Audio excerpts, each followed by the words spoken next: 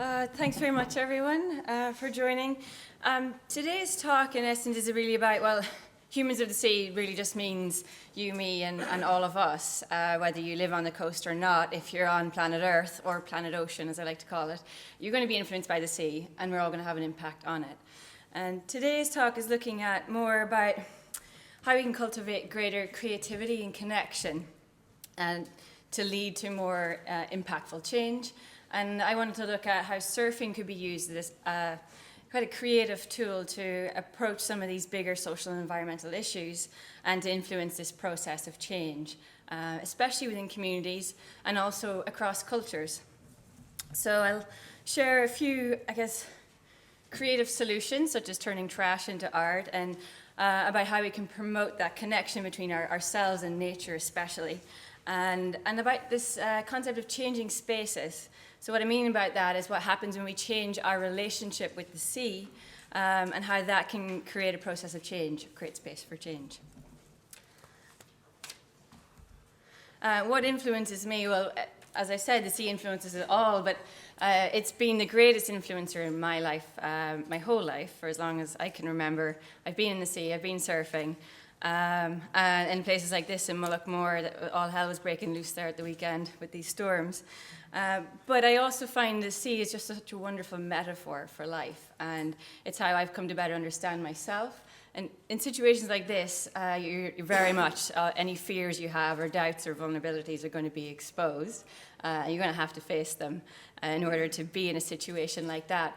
But when you face those kinds of challenges, they also translates on when you come ashore on land, how to approach challenges there. And I think there's some really unique qualities to surfing.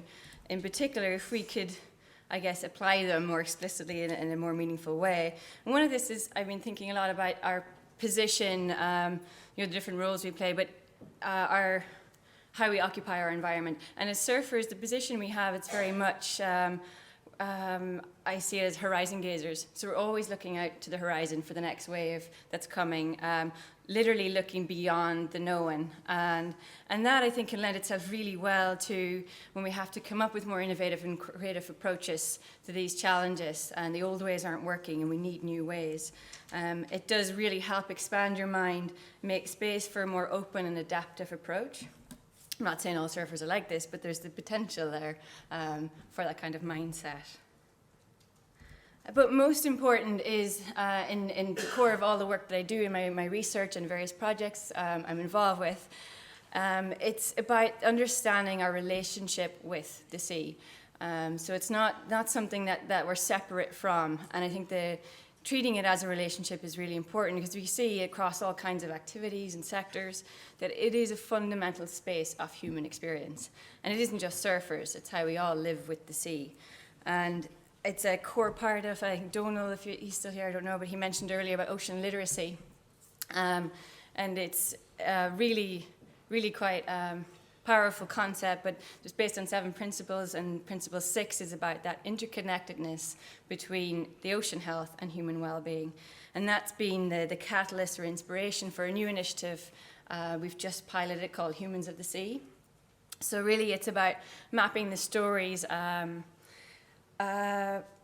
mapping the coast through storytelling, and about people understanding people through our connection with the sea.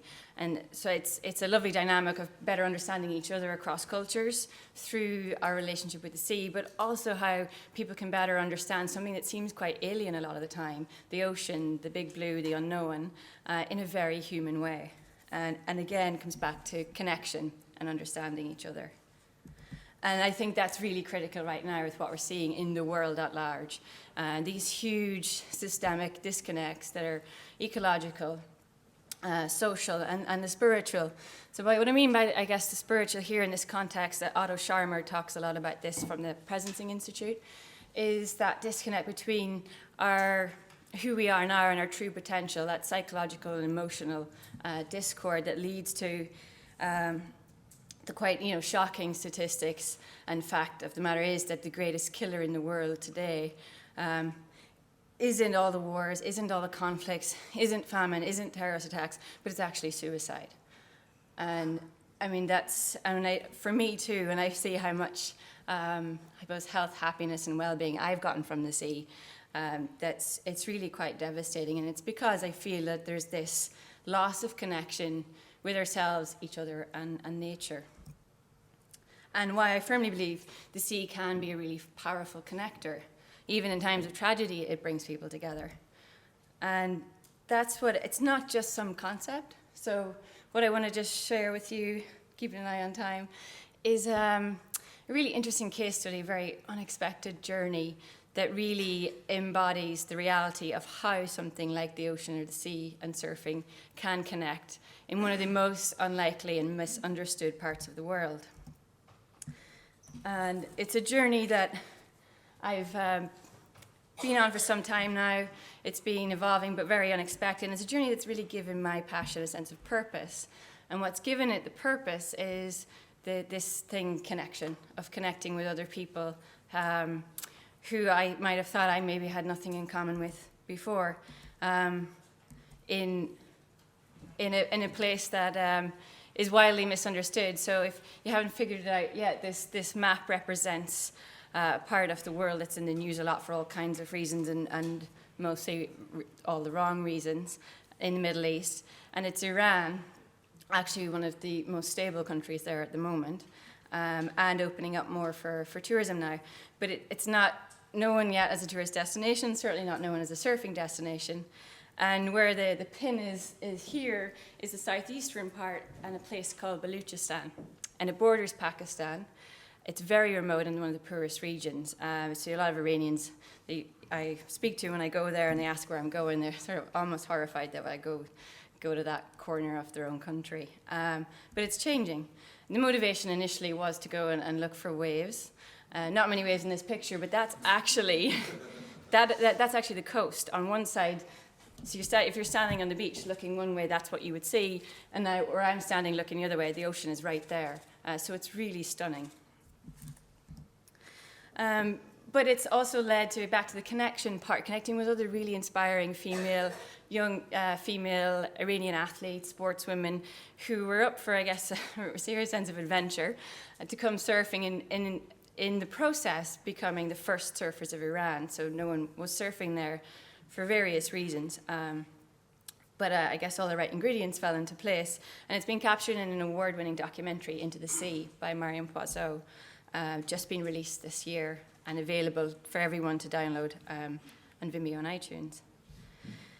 But what I wanted to share now, just to sort of highlight, to bring to life what I mean by the sea as a connector, are some of the more intangible impacts or benefits that we've been seeing. So I run a nonprofit called Waves of Freedom, and every year we have a program that we do in the summer in collaboration with local community groups there, through surfing, doing different community building initiatives, ocean awareness, things like that, basically teaching people how to surf, but it's a far greater impact than that.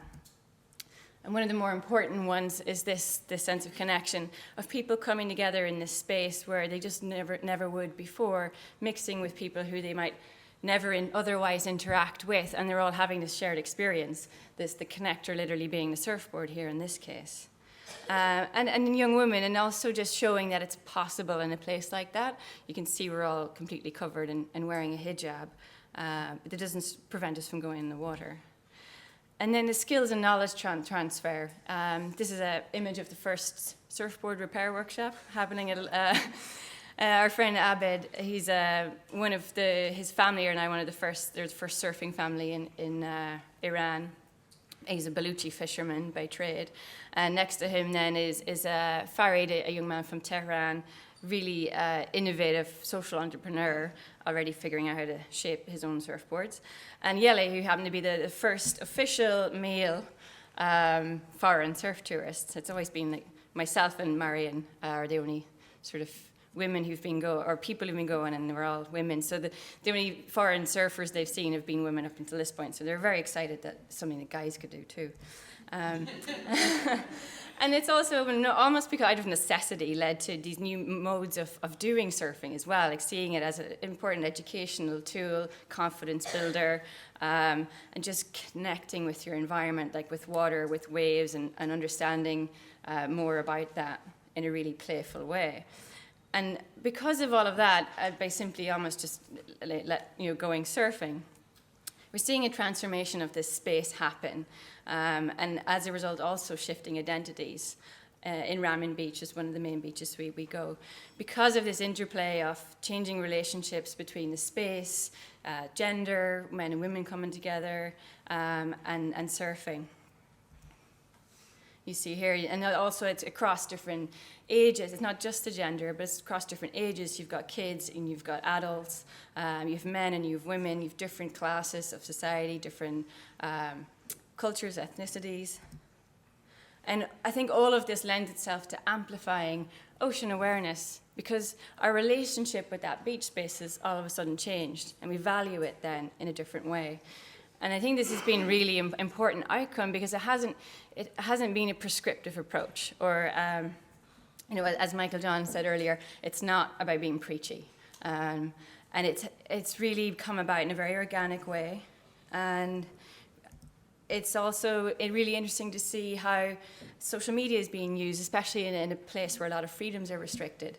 And you have platforms like Instagram, and how people are then have the freedom then to express who they are and what they do through that, and feeling part of something bigger. So this is Sitara, who's posted on her account about the 2-minute beach clean. So 2-minute beach clean has made it to Iran. And but she's able to connect with this sort of global audience, a community of other people doing this. And these images just came to me last week. So what's happening now, this community is self-organizing beach cleanups, which is, it's really very exciting. Obviously, it's not going to be the solution to all the sort of marine litter or ocean problems. But what it's doing, it's really critical for community building, especially in a place that really needs it. And it's bringing together people, I don't know if you can see this, but it's creating a social mix of equals, as John Lonergan said in one of his talks. I love that phrase, a social mix of equals.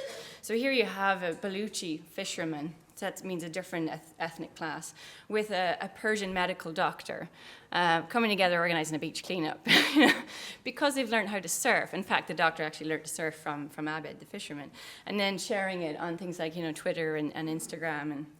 And so it's really very inspiring, and we're beginning to see, although it's very small at the moment, more and more people are coming to it. Year on year, you have more and more people coming to surf, and you have this wider reach because of social media, and it is leading to more widespread behavior change. And I think why is that? And it comes back to the creativity part. Because surfing, in essence, it's a creative form of self-expression. It's playful. It's a non-traditional sport, and that non-competitive nature is really important because it opens it up, makes it accessible to, it doesn't matter who you are or what level you're at. And then I'd embrace it. It allows for that more diverse mix of people because of that. And again, like I said, this opening up of spaces, because surfing by its very nature just is less spatially bounded. We're in this fluid environment that it literally dissolves those boundaries of social divides, class divides, and gender divides.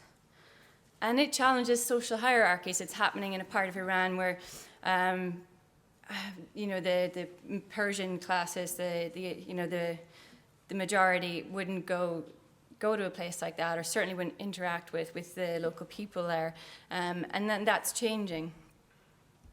And it's been a female-led initiative, and that persists in the storytelling. So you have this great We Surf in Iran. It's like this social group that started, and they share all their images. You see how colorful it is here of them surfing, their experience, the impact that it has, and what it means to them. But it's very much by taking ownership over it. And this creativity is really important because it's how we can communicate across languages and cultures. This has been artwork that's been inspired by what's happening there and with the Waves of Freedom story by a really talented artist, Lynn Bell, from Baltimore, of all places. And he's now working on a children's book inspired by all of it, by following the story. You have other organizations around the world, such as this is a picture of Skeleton Sea in Portugal doing a educational workshop with school kids. And what they do is they basically turn trash into art in all kinds of the world. So that's the flip-flop fish. But it makes the learning interactive and participatory, and it leads to, I suppose, these statement exhibits without having to give a lecture on it. It says a lot in and of itself. And it's also really important because it reconnects, especially young people, with nature, bringing the education outdoors. And that's what Clean Coast does so well across all of its programs, why beach cleanups really matter, why coast care is so important, and the green schools. And it's because we need that space for play and wonder. That's when we feel the connection within ourselves. That's why creativity and art also really matters. Okay, it's critical for how we understand our environment and want to protect it, but it's also hugely beneficial to our own mental health and well-being. And I'll just end there. Again, it's a process. It really matters, focusing on the process and trusting in that, because if you're trying to aim for a fixed outcome or target, it's going to be constantly moving. Change is happening too fast. And I think that's another nice metaphor for surfing as well. It's like go with the flow. But please, if you want to learn more about this whole movement of Surf for Social Good, these are initiatives I've co-founded, Waves of Freedom and Fair.Surf. So check us out and join us. Thank you.